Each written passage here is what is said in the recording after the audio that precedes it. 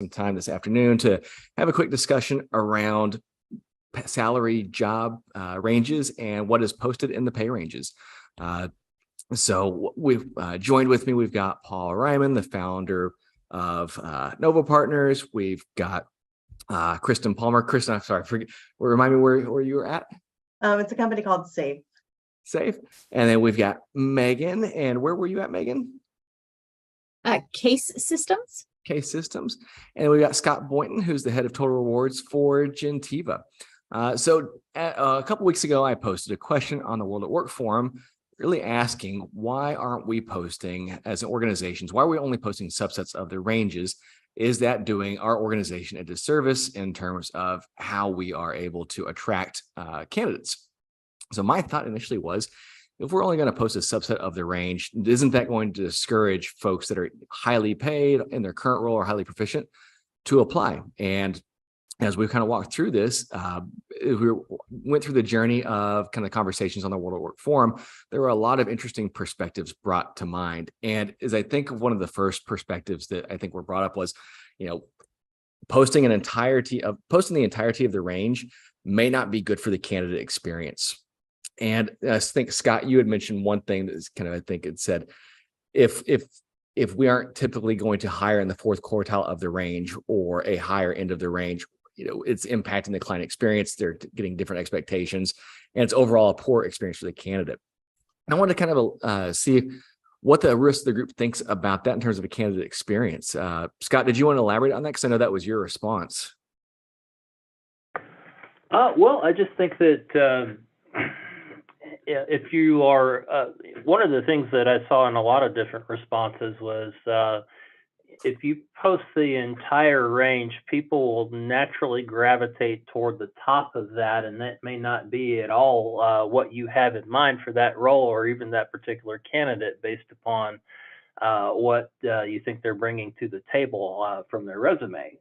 So I can understand why people would only want to post subsets of the range for that reason, in order to just try to control at least the start of the conversation around pay about what the expectations are. Although I do see your point in that if you post too narrow of a subset of range, too far to the left of the range, then you might be getting great candidates who'd be perfect for your organization, taking one look at that and moving on to somebody else. Yeah, I think I've seen that. Has anyone else kind of experienced? And I guess, is anyone posting their ranges right now? Like Krstin, Megan, are you posting your ranges currently? Or are you finding anything like that? We have. Go ahead, Krstin. Okay. So we are doing just some roles at this point. Starting Jan 1, we're going to be doing all roles. We do some hiring in Washington State, so that's when their law goes into effect. So the plan is January 1 to have that be on every single posting that we put out there. And I do see the employee experience potentially being part of the problem or part of the issue. Being from Oregon, we have very defined pay equity law in Oregon. So because of that, we've also taken our salary ranges and put very specific guidelines on where we hire some within a range and how we manage to the midpoint. So I guess part of our concern is, if we did get a really highly qualified candidate, are we hiring them in the wrong level job? If their experience and pay would put them at a 1.2 or 1.25 comp ratio, well, that's a whole nother level or two levels in the job family.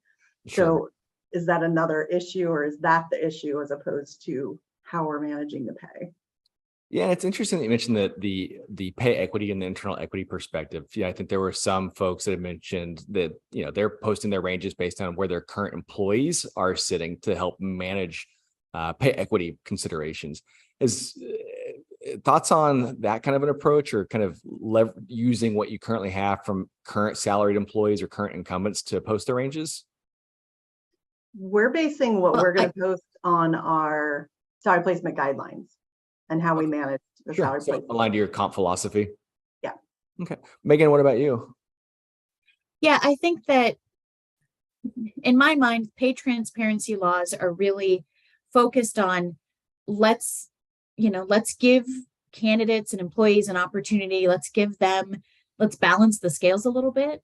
If we're not transparent, there's not a whole lot of places where a candidate can go for really, a lot of information on salaries. You can look at, salary.com or things like that, where people are self-reporting, but you don't really know how accurate that is. So I think if we're posting ranges, we're sort of balancing the scales a little bit. We currently post ranges. We have operations in Colorado and New York that have pay transparency laws already. And I would say that we're not necessarily, I don't know how, if we're really posting the same across both of our, locations. The bulk of our population is in California. So we will be doing that come January 1st. And I think really what we want is, if we're only looking at our current employees and posting there, we're not really giving the correct candidate experience. We want to give realistic expectations. Sure. If our employees are outside of those expectations, that's a completely separate problem. That's a completely separate story. So I don't think that we would want to post too low of a range just because we happen to have low employees. I think it's much better experience if we post a realistic expectation. Yeah.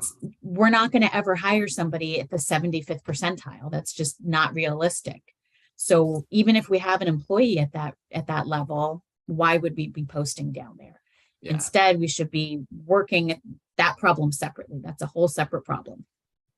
Yeah, if I may, I have one client right now in particular who's based in California. Most of their workers are in California. And the way that they kind of framed this is we got caught flat-footed with this, where our ranges are not, they were never intended to be where we expect to hire. They were meant for a different purpose, right? We created ranges to judge kind of overall market fit, and they want to hire people on the low end of their range, and then people grow towards the higher end of the range. That's their approach. They're very good at it. Well, you can't just post the whole range then. Like, it's that simple, because you want to hire in the lower end of it. So I don't want to say they're creating another parallel set of ranges about where they expect to hire, but that's essentially what the practice has become. Is if we want to hire on the lower end, we just know we're going to post from the minimum to the mid of our ranges. The California law, as everyone knows, is what you reasonably expect to pay. Well, they reasonably expect to pay in that zone of the range. They might break the rule, right? They reserve judgment to hire beyond that, but their reasonable expectation is to hire in the lower end of the range.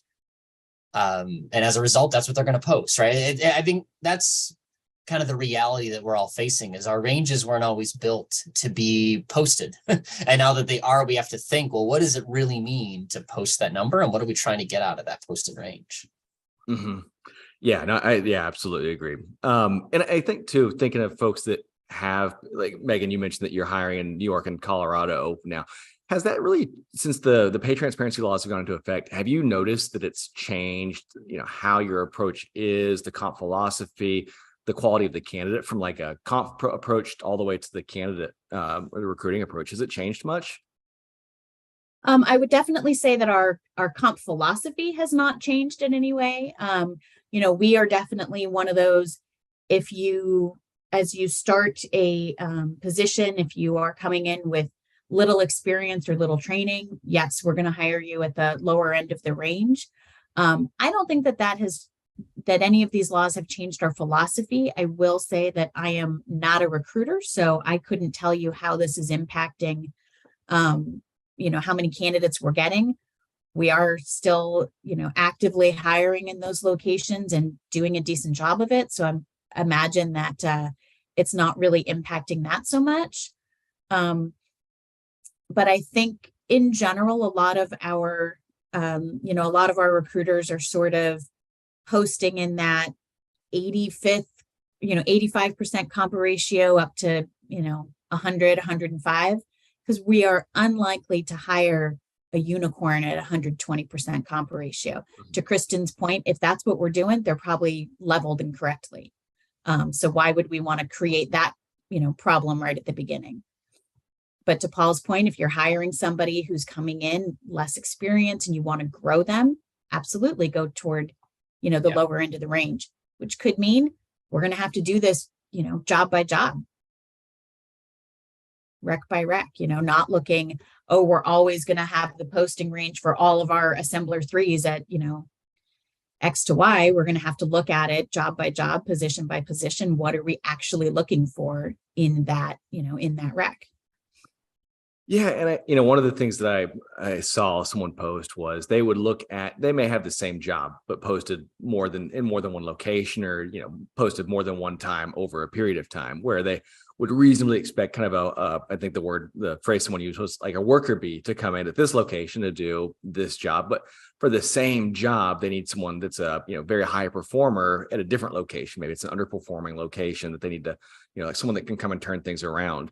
Is that something that you've explored, or is anyone on this panel has explored, is posting different ranges for the same job, again, kind of based on the position or the person they're looking to hire for that role? I think that was me that made the worker bee comment. But, okay. I mean, we have hundreds of locations in something like 38 states, and a lot of our locations are located within the same MSA. So to my point, a given candidate might be interested in working in either one of two locations. One location would require a higher level person because maybe that location is struggling. Then the other one, we just need somebody to come in and fit in and hit the ground running and just kind of do their job.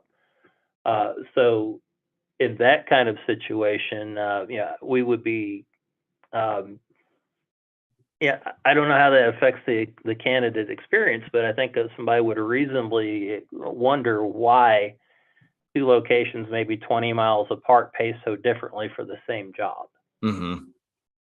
And I would struggle with how to explain that by posting a kind of unique range by position. Plus the fact that we have hundreds of locations, it makes it very hard to keep up with that. As things change and the business evolves, that kind of thing. Yeah, no, I kind of feel like in that particular example that, at least from our perspective, we would still post the same range, but where someone ends up in that range, because obviously if you need that worker bee, then you need someone with less experience potentially. If you need someone that's more getting things trued up and is a real outstanding person, then they're probably more strategic thinking, and you might see that in their background, so they might get a higher offer within that range. Yeah. True. And is that the same job, right? I mean, it gets complicated, right? I need a more senior person. Well, does that mean you post it as a senior role? And I know, Scott, I'm not suggesting you're doing it wrong. It's more like that's where your job architecture, location strategy intersects with how you've built these ranges. And that was where the spirit of the flat-footed comment came from. Like, hey, we built a very flat job architecture with very wide ranges to reflect the market, but that is so not conducive to posting publicly. Whereas other companies that have, 11 versions of assembler to make, every number of years of experience, well, then you can, tailor fit the posting for the skill you need, but that's a much less flexible job architecture. So it's just a new set of choices. I thought when we were talking about, the candidate experience too, like candidates like to win, right? Like there's a game theory element of this. And, I spoke to a different HR leader yesterday that posted a very narrow range for a job in New York, right? Job A, $75,000 to $80,000, I think is what they posted. And she goes, look, that's just what we've budgeted. Sort of like we really expect to pay 85, but we know that people want to negotiate. So we just posted what we thought would pipeline candidates appropriately, and then we can give them something more, right? Like it's game theory. Still fits with the law. It's what they kind of expect to pay, but like you got to be careful about not reserving the ability to win, because their talent acquisition team is going to need some flexibility. So you got to build that into your thinking as well. Not sandbag, but be ready for the negotiation. Yeah, and there was. Well, I'm sorry. Didn't mean to cut you off. No, go ahead. Yeah, Scott. I was just going to say to that end. I'm kind of wondering, because I tend to try to think about worst case scenarios and how is this going to get broken, but I wonder, as the laws evolve, if the idea of posting a subset of your range might be deemed by, a state DOL or whatever to be a little bit misleading to the employee, saying, oh, if we post a job from 75 to 80K for this job, but really our maximum is $100,000. If we don't have some risk maybe down the road, if not today, of not revealing that $100,000 maximum and having an employee come back and saying, well, if I had known you would pay that much money for this job, I would have asked for more. Therefore, you didn't negotiate with me in good faith, and maybe there's some remedy built in through these kind of laws saying that, well, you'd failed to meet the definition of what you reasonably expected to pay for this job, so you didn't post it the way it should have been. So that gives me some kind of pause, because I can certainly imagine at least some states doing exactly that are very much pro-labor. California. I don't know if that's really in place right now, but that's one risk I kind of see down the road with posting a subset of a range, although I certainly understand why people would do that. Yeah. And I mean, I could easily see audits taking place at the end of the year that said what jobs were posted, what was the max of the posted range, what was the hiring rate that was started at. And I could easily see that being a quick way to validate that jobs were posted with the reasonable expectations of what was going to be paid. And if they all were outside of that, then that's interesting. And going back to your point, Paul, too, about kind of, candidates, wanting to win. I found it interesting. One of the biggest arguments against posting a subset of the range that, I had found was that, well, candidates are going to ask for the top of the range. And I think that's kind of been echoed throughout this conversation as well. But there was actually a resume builder survey that surveyed about 1,200 folks, and 23% said they would definitely demand the top of the range, and 45% said they probably would demand the top of the range. So you've got more than 2/3 of folks that are saying they would probably demand the top of the range, which I think does kind of go back towards or kind of reinforces the idea of how, again, managing that candidate experience by posting that subset could be very helpful because you're reasonably setting their expectations for what you're going to pay versus what they could be earning over a period of tenure or, high performance. But I think it is interesting to see that. But I am curious to see how many, if you ran the same survey, how many would decline a job that wasn't at the top of the range. That's a whole nother it'll be conversation. interesting. I think it'll be interesting to see in the future. I think all of these pay transparency laws in recruiting are going to lead to more transparency at the candidate range of what your compensation philosophy is. We are not necessarily great at being transparent about that, even with our employees. I think these laws are going to mean we have a lot more conversations with employees and perhaps more conversations with candidates as well. Yeah, I think the governments are going to get smart too, that the pay, if you're solving for pay equity and trying to do it through transparency of postings, you're barking at the wrong tree, right? Like, I think the broader issues of pay equity are post hire. Like, a lot gets built in, and there's some substantial research about, starting rate obviously is the strongest predictor of what your pay will be sort of over time. But a lot of the common thinking around why is there a gender bias in that, I think, is being challenged a little bit. And it's really raises and promotions is where these things really tend to show up. And that's silent in these posting laws, right? So we have to be careful about equating sort of posting transparency with pay equity. And I think the governments are going to say, what are we solving with these posting transparency requirements? Are we really solving a pay equity issue or not? Most organizations actually have been very transparent with most jobs. Walmart has posted its starting pay rate forever, right? Just happens to be minimum wage in all their places. But like most jobs, there is a posted rate of pay. It's just, why are we just following that lead? Hey, we're going to start at 60 grand and we'll see what happens from there. Like, that may be where the posting transparency goes, but different solutions show up to really address the underlying pay equity. Because I just don't know if posting gets us to where we all want to be on pay equity. I kind of see it in a similar light, Paul, because I look at, well, what are we fixing, the uncontrolled gap or the controlled gap? Because the controlled gap is less than 2% or around 2%. that might get a little closer through this transparency, but the uncontrolled gap in terms of opportunities and promotions and those kind of things, that's a whole nother issue. And that's the bigger gap. Correct. And has nothing to do with whether or not I post a part of my range, all of my range, or anything. Yeah. The market wins. I mean, you find good people, you're going to pay what you're going to pay more often than not. The posting is a very small effect on the actual issue that I think we're trying to solve for. Now, to your point about controlled, uncontrolled, just to be clear, like the gender controlled, uncontrolled gap is very small. The race controlled, uncontrolled gap is much bigger. And could we see more of an impact in racial equity through the posting of ranges? Absolutely. I hope that occurs. But it's unclear if this is really the way to solve that at its core. Yeah, I'll be really interested to see over the course of the next several years if there are studies that are done to see, based on states, do we see a smaller gap now? Because before these laws were passed, I don't know if there was any research done that would suggest that posting, the pay range would close that gap definitively. I hadn't seen it. Doesn't mean it's not out there, but many folks I have spoken to that are experts in the area also had not seen kind of any proof that this actually will solve that. Right. Yeah, I agree. I think it's two very separate, pay transparency for candidates is very separate from what it's going to happen once you're an employee, whether it's equity or anything else, like two very separate conversations. Yeah.